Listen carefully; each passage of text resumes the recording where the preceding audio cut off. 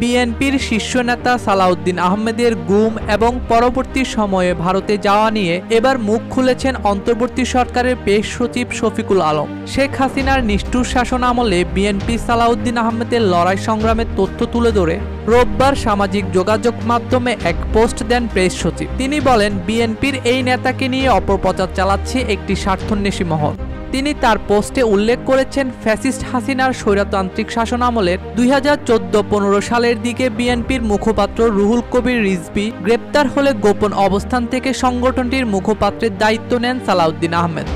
এরপর স্বৈরাচার হাসিনার রোষানলে তাকে গুম করে ভারতে পাঠিয়ে দেওয়া হয়।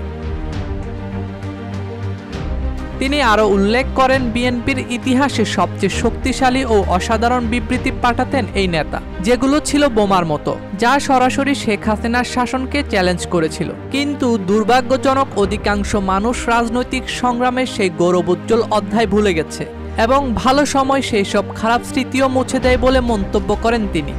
ডেস্ক রিপোর্ট, দৈনিক দেশকাল।